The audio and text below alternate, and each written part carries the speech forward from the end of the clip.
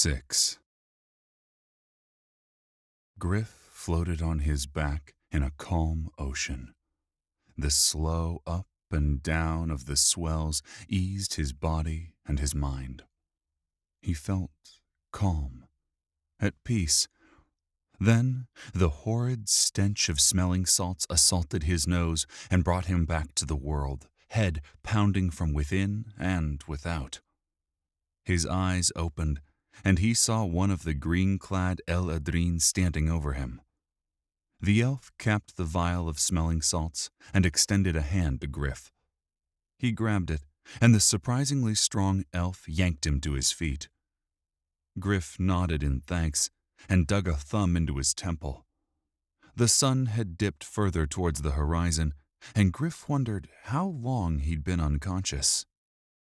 "You, okay?" he heard Tifila ask, with a slight quaver in her voice, and he glanced to his left to see the gnome woman looking up at him with concern. "I'll be fine. Wick, Overham?" Gryph followed her nod and saw both of his friends bound and on their knees. "What is the meaning of this?" Gryph said, forcing more bravado into his voice than he felt. He instinctively tried to form another adventure party, but received an immediate error prompt. "Your ability to form an adventure party has been blocked." What the fuck? The El-Adrine commander turned and marched up to Gryph, his steely gaze potent and deadly. "You do not ask the questions here. You answer them, and answer them well, or you'll join your friends in their doom." "Let them go," Gryph said. "Are you a fool? Do you not understand simple instructions?"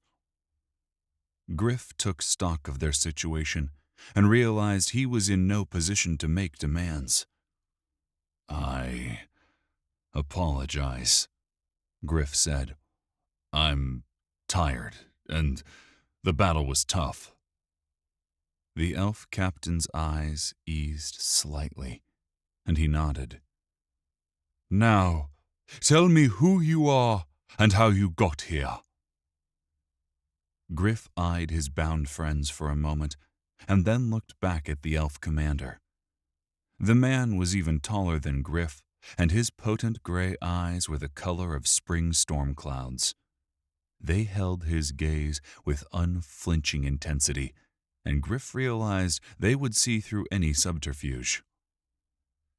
"I am Gryph, and these are my friends and compatriots. Thank you for coming to our aid." "We did not come to aid you, but to fight the corruption. Now, perhaps, we know the source of that corruption." He gazed back at Wick, and Gryph understood the precarious situation his small friend faced. "We are not the source of the corruption." "The gnome," the elf commander said in anger, pointing at Wick, "is a chthonic summoner. We witnessed it ourselves. Such magics are against the oldest of laws. He has doomed himself." "And Overham?" Gryph asked. "He is one of the lost. They are aberrations, cancers. His very nature condemns him. But you are the bigger mystery. You are El-Adrine, but you are not of Sylvan Anor." "I do not know what that is," Gryph admitted, desperate to keep the conversation on him, hoping the time would let his mind discover an escape for him and his friends. "Sylvan Anor, the city of Emerald Twilight, is the last bastion of the El-Adrine on Corinne. We have guarded this valley since the Exodus, and will guard it until the return." The elf stared at him, eyes growing slim as he realized that Gryph still did not understand.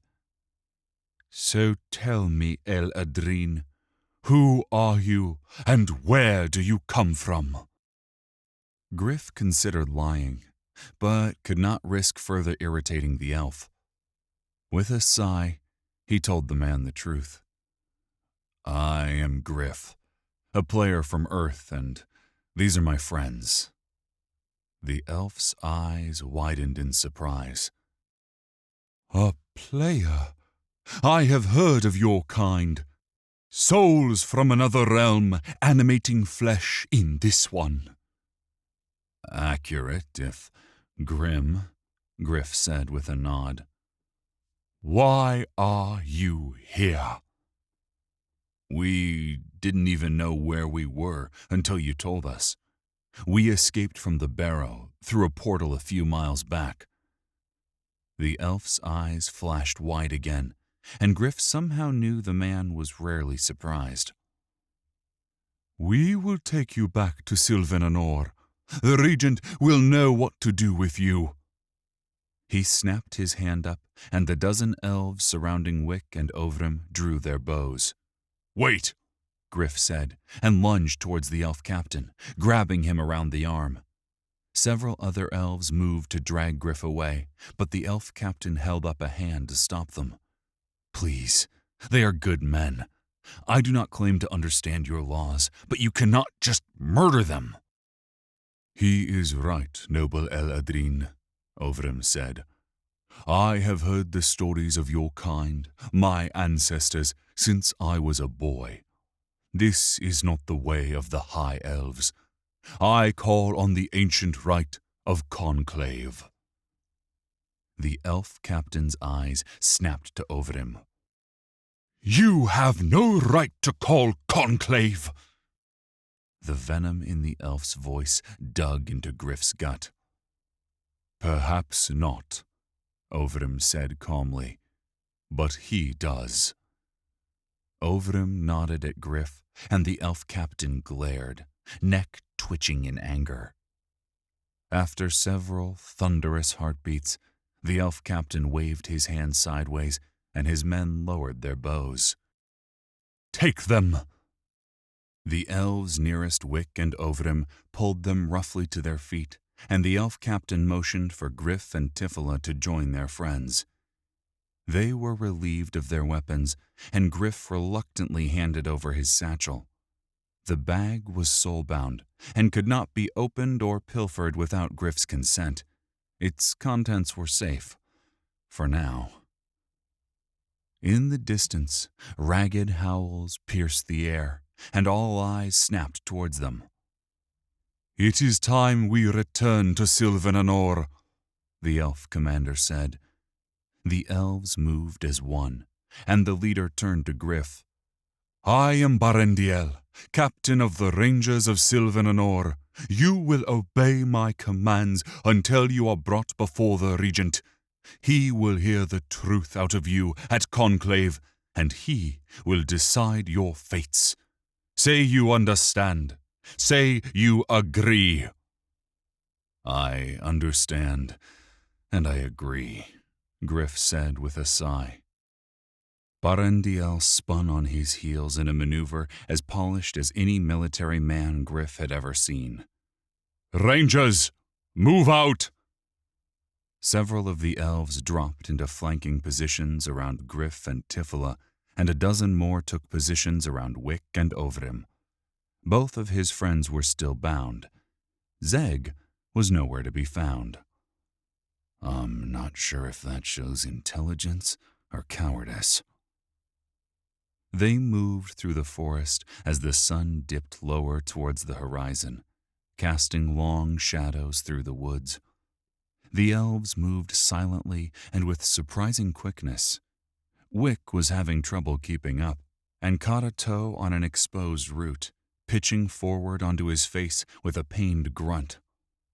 One of the rangers yanked him none too kindly back to his feet and smacked him in the back. Wick shambled forward again. Gryph moved closer to Barendiel, aware of the many pairs of eyes watching him for any attack. I humbly ask that you remove Wick and Ovrim's bonds. They will abide by my wish to do as you command, and will make better time with them unbound. Barendiel eyed Gryph for several moments before nodding over Gryph's shoulder at another elf. That elf cut Wick's bonds and then moved to Ovrim and did the same. Gryph saw a small trickle of blood well up on the Zaidai's wrist and knew the elf had cut the warrior monk on purpose. Why do they despise him? Gryph shelved that question and looked back to Barendiel. The man was waiting for Gryph to complain, but Gryph nodded his thanks. They jogged for an hour as the sun dipped behind the mountains, casting a scarlet hue over the valley. Ahead of them, other mountains soared skyward. They emerged from the woods into a wide, grassy area. As they entered the clearing, Barendiel snapped and held up 2 fingers on his left hand. The rangers fanned out, knocking arrows, and turned to guard their rear. Gryph was impressed. The rangers were as efficient and disciplined a fighting force as he, or Finn, had ever seen. They may be the equal of the U.S. Army Rangers, Gryph thought, a stab of pain digging at his heart at the thought of his former brothers-in-arms. Across the open area, clinging to the sides of a sheer cliff, were 2 tall, thin towers. Between the stone edifices was a gate of metal trussed wood. The gate was unlike anything Gryph had ever seen. It was a mere 20 feet wide, but it soared 150 feet skyward, taller than all but the grandest trees in the valley. Atop the gate was a battlement, manned by several armor-clad Eladrin. From this distance, the men guarding the parapets looked like painted miniatures. "Wow," Wick said, his exhaustion forgotten in his wonder. "Welcome to Baron Therel, the Moon Gate," Barendiel said with well-deserved pride. "It has guarded the eastern end of the Serpentine for millennia, since the Age of Terror when the Dark Ascendancy stained most of Corin with their foulness and evil. It has never been breached." "I believe you," Gryph said. Barendiel held a fist up, and the company of rangers all stopped on a dime. Barendiel looked up, drawing Gryph's gaze upwards. From here, he could see that the bottom of the tower, hewn from the living rock itself, was at least 75 feet above them. At its base was a wide balcony protected by thick stone walls. Arrow slits and murder holes adorned the outcropping. A quick glance at the northern tower showed it too possessed the safe protective bulwark. A figure stepped onto a balcony at the bottom of the southern tower, and then a clear voice called down to them. "Who approaches Baron Therel?" "Barendiel, captain of the Rangers of Sylvan Anor and humble servant of the light. I come with a warning of corruption, and I have prisoners," Barendiel said loudly. "I greet you, Barendiel, captain of the Rangers. Welcome back.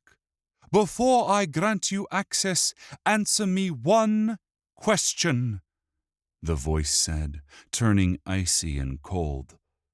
"Of course, Watcher," Barendiel said with a slight bow. "Is that one of the accursed with you?" "It is, Watcher. I also have a pair of gnomes and an Eladrin unknown to us. He has claimed the honor of conclave." "Conclave?" the voice said in shock and surprise, but then recovered. "Very well. The ancient laws still hold sway among the Watchers. You may enter. But know this, Captain. I am holding you personally responsible for the actions of these prisoners." Barendiel breathed deeply, accepting the immense burden. "I am honored by your trust and your faith. I swear on the blood of my ancestors that these four will bring no violence to Sylvan Anor. See that they don't, Captain, the shadowy watcher said, and disappeared. The sound of well-oiled winches surged to life as the massive gates eased open. Barandia walked up to Gryph. Abide by your vow, or I will personally stain the ground with your blood.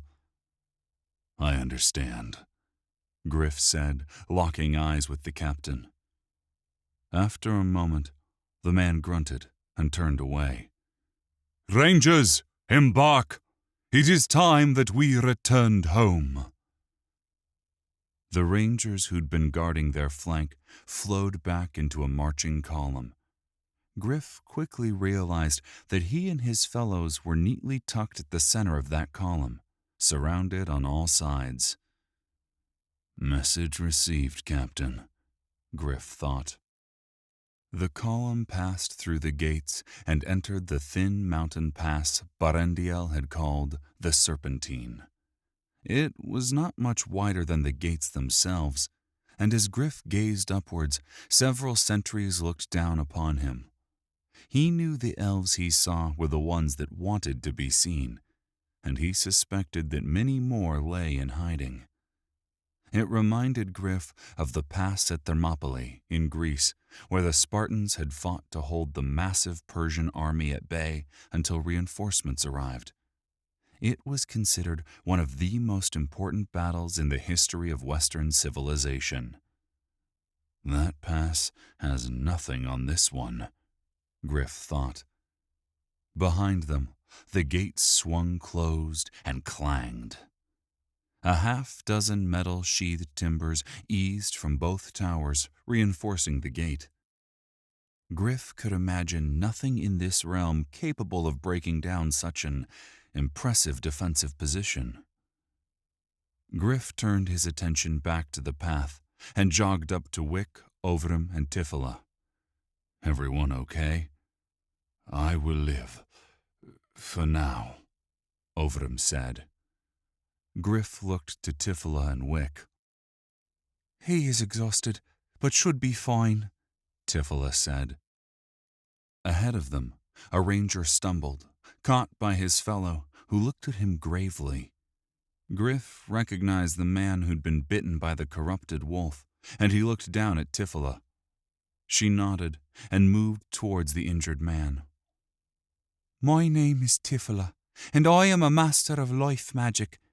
Please let me tend to your wound. The injured man looked to his fellow, and then back at Tifila. He nodded, and the small gnome woman, who looked like a child among the statuesque elves, laid a hand upon him. Gryph turned to Ovram, and in a low whisper asked him why the Eladrin hated him so much. I am a member of the Fallen, the Accursed, Ovram said, but knew that meant nothing to Gryph. With a sigh that suggested he was about to open an ancient wound he'd rather not expose, the warrior monk told his tale. Millennia ago, while Corin was still reeling from the devastation of the ruin, we were invaded by the most alien beings ever encountered in the realms. The Arbaleth came in flying craft from the deepest reaches of the outer realms. Nobody knew their true origin, but they claimed to be the first sentients in all the realms. They called themselves Prime. Gryph's mind reeled at the name Prime, and the fact that the Arbaleth and the Prime were the same beings. If what I experienced in my soul reverie was true, then I was Prime in a past life. Ovram looked sideways at the Eladrins surrounding them and knew they were listening.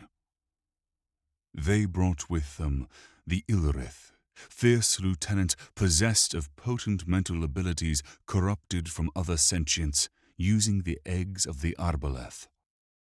Vast swaths of the planet were quickly conquered, and the Prime created an empire of linked minds my ancestors called the Dark Ascendancy. The Prime wished to bring order to a chaotic universe, and they believed the only way to achieve this goal was to enslave or eliminate all who were not Prime. Gryph hung on every word and noted that Wick was equally enthralled. A threat so terrible united the once warring people of Corin, and the Eladrin, the Nemerians, or High Men, the Talmir, the Elder Dwarves, and the Ral Zanag, the First Orcs, came together to form the Alliance. The war turned in the favor of the Alliance, mostly due to their superior numbers. The Dark Ascendancy was losing, slowly and at the cost of many Alliance lives, but they were losing. Ovrim sighed, and Gryph could sense the Eladrin closest to him tense. The Arbaleth hatched a new tactic, and during one particularly bloody battle, they captured several thousand Eladrin, who were cut off from the main army after the Talmir failed to reinforce their flank. One of the Eladrin spat and muttered something about Thalmir traitors. Ovrim looked at the man with a pained expression.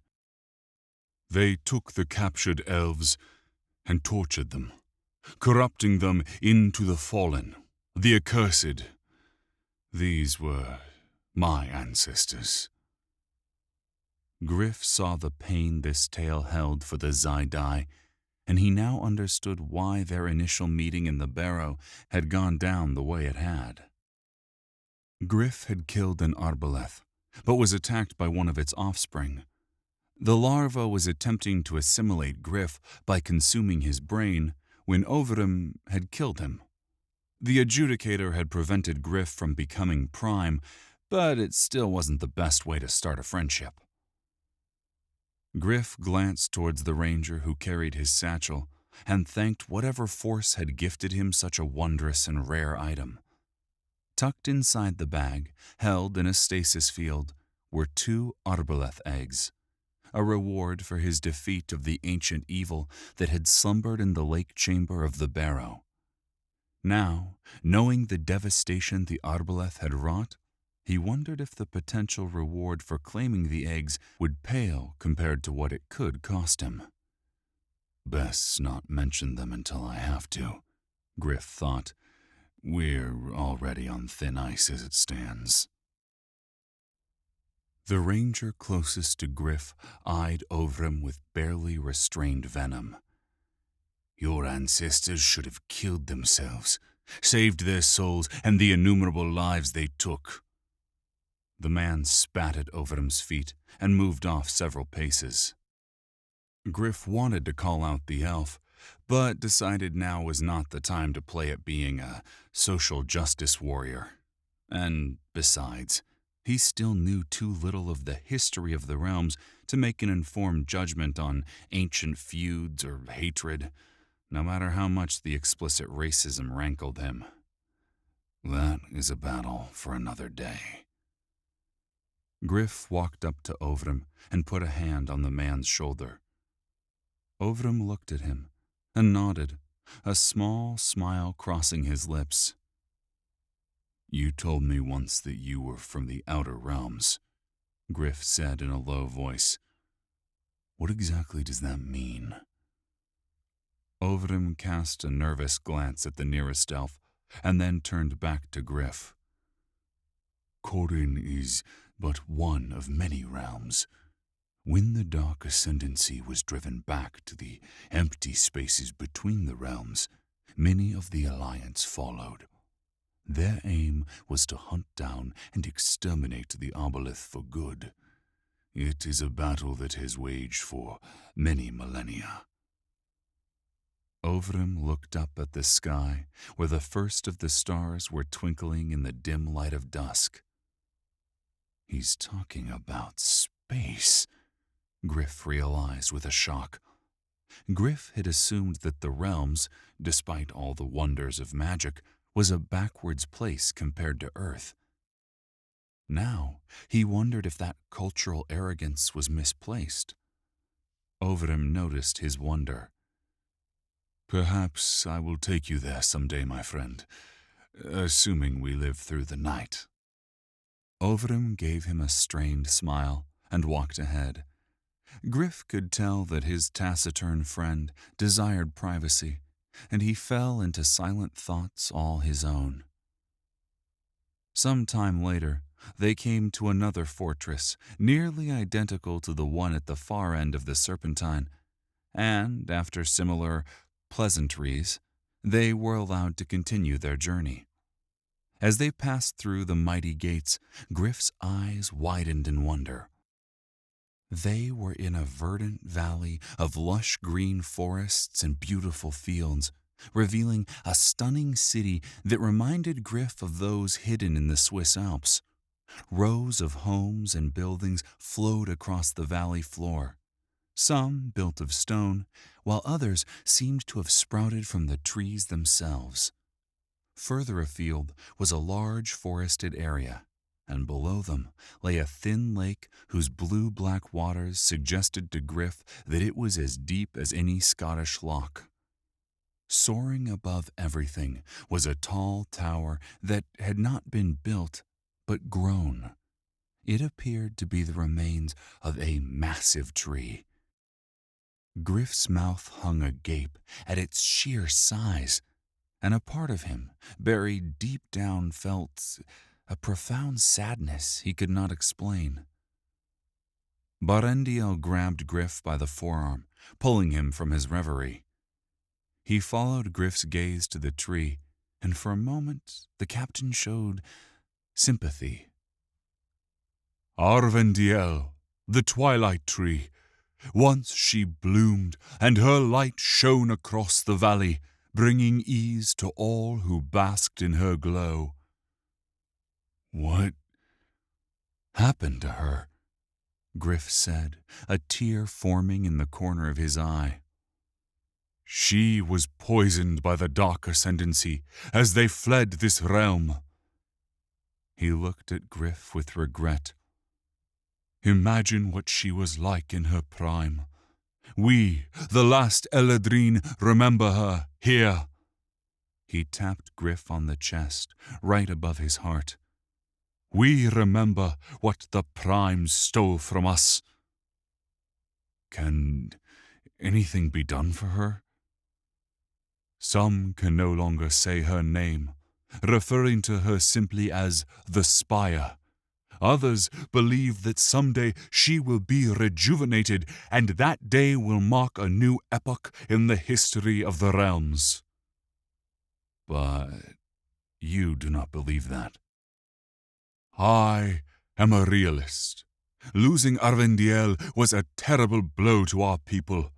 Without her light, the Eladrine devolved into the various elven races that populate the rest of Corin. We who live under her shadow still cling to who we once were, but soon we too will no longer be Eladrine." "I am sorry," Gryph said. "So am I," Barendiel said, and then pushed his pain from his face and looked at Gryph, once again all business. "I have sent a runner ahead. We are expected. Prepare for conclave. Be honest with the regent. He will know if you are lying, and if you are, your life will be measured in hours regardless of your mysterious status as Eladrine." The dour captain stared at Gryph for several moments, and then walked to the front of the column. Gryph took a deep, cleansing breath. There was so much about him that he needed to keep hidden, and any one of those secrets could get me killed. For the first time in a long time, the man who had been Finn Caldwell felt true fear.